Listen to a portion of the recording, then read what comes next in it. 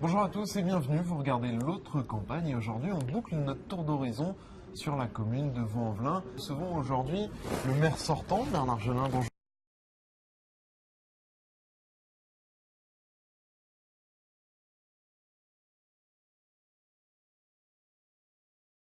Monsieur Gelin, vos oreilles, elles ont quand même beaucoup sifflé ces 2 derniers jours. C'est bien Vous normal. avez été reproché beaucoup de mots, Oui. notamment d'être finalement de placer la ville dans une impasse. Il vous est reproché par Philippe Moine et par Hélène Geoffroy de ne plus tenir l'équipe, de ne plus arriver à impulser de dynamique. Mais qui n'est plus piloté par l'équipe en place. Elle est pilotée par les promoteurs immobiliers, par les grands chantiers qui sont pensés par nos partenaires, et nous ne sommes plus aujourd'hui aux commandes de ce projet.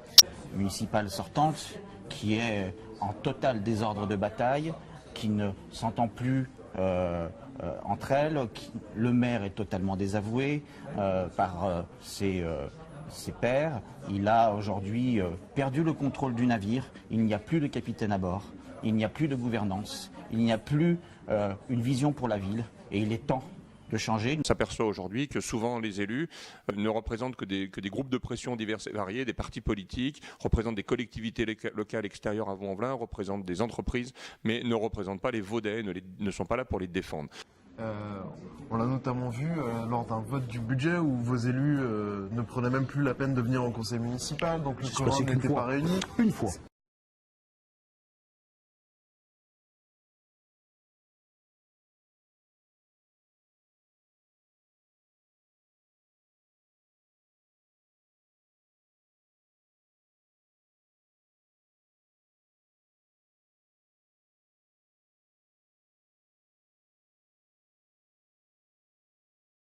Moi, je veux bien qu'il y ait débat. Il y a débat, il y a des désaccords sur le fond, sur le projet de ville, sur les choses telles qu'elles vont. Et il est tout à fait normal que le débat s'installe et qu'il y ait un vrai débat public.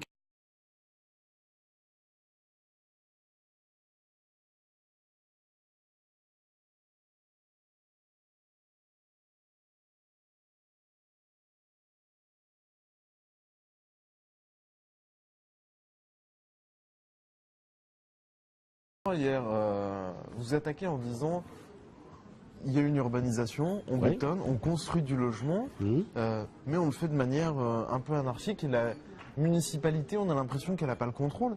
Elle portait une accusation qui est très forte, surtout quand on est un maire communiste. Elle disait C'est le marché qui décide. C'est les promoteurs immobiliers qui décident comment ça se passe. Oui.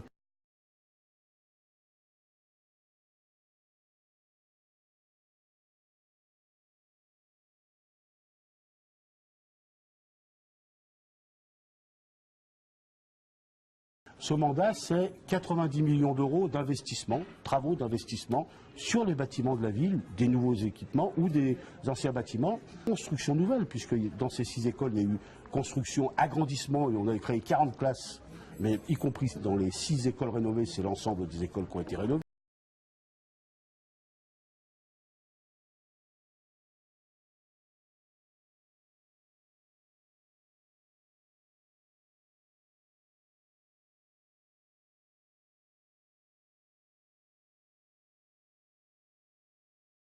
La Chambre régionale des comptes le dit, elle écrit très clairement, elle reconnaît les efforts qui ont été faits en termes d'équipement, de travaux sur les équipements, et elle avertit en disant vous ne pourrez pas continuer ainsi. Voilà, donc c'est une alerte.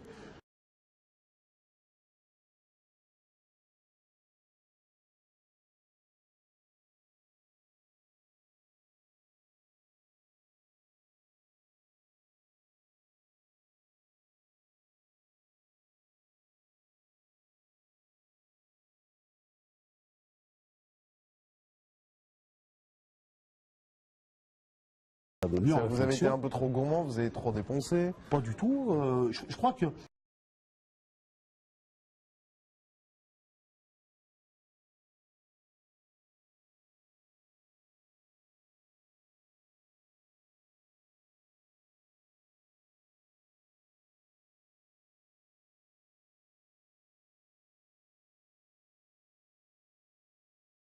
c'est votre journal, je suis même certain, Même sûr. qui, il y a quelque temps, faisait une évaluation, un tableau évaluant une douzaine de communes les plus importantes de l'agglomération sur dans toute une série de domaines.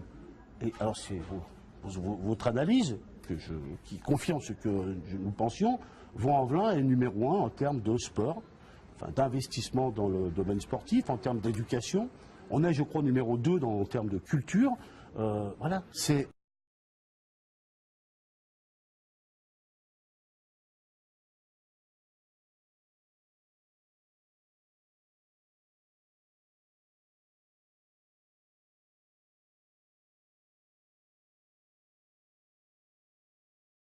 Pour revenir aux propos d'Hélène Geoffroy, qui décide des investissements? C'est les promoteurs, c'est la municipalité de Vaux-en-Velin ou c'est Gérard Collomb au Grand Lyon qui dit ça va se passer comme ça à Vaux-en-Velin? Justement, c'est un peu tout le monde. La ville de Vaux-en-Velin est bien évidemment le maire, mais l'équipe municipale est concernée et défend les dossiers.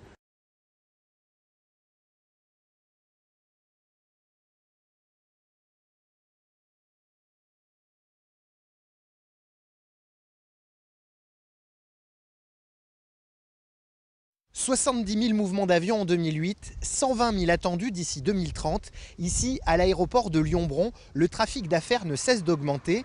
Du coup, un nouveau plan d'exposition au bruit est à l'étude à la préfecture du Rhône et il devrait concerner, et c'est nouveau, un tiers de la commune de Vaux-en-Velin, plus au nord.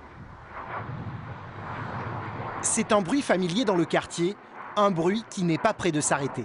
Chaque jour, le ciel du Carré de Soie est traversé par des centaines d'avions comme celui-là. Et depuis quelques années, ces nuisances ne cessent de s'intensifier.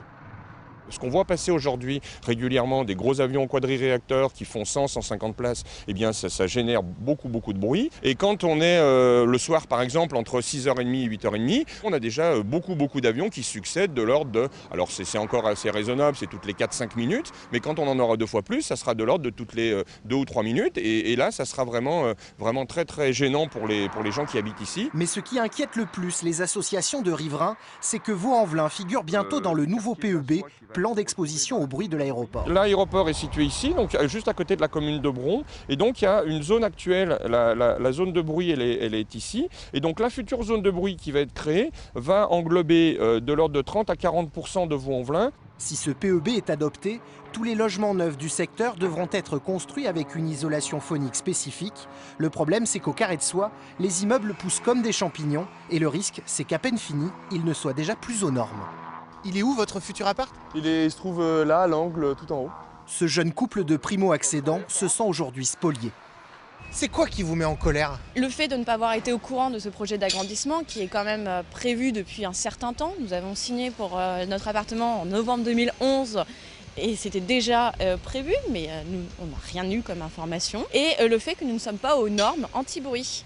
On sera obligé de mettre notre appartement aux normes, donc payer des frais supplémentaires sur un appartement neuf.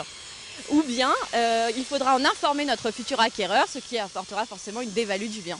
1300 riverains ont signé une pétition réclamant soit l'abandon du plan d'exposition au bruit sur la commune, soit la prise en charge par les pouvoirs publics des frais de remise aux normes. L'équipe municipale est concernée et défend les dossiers.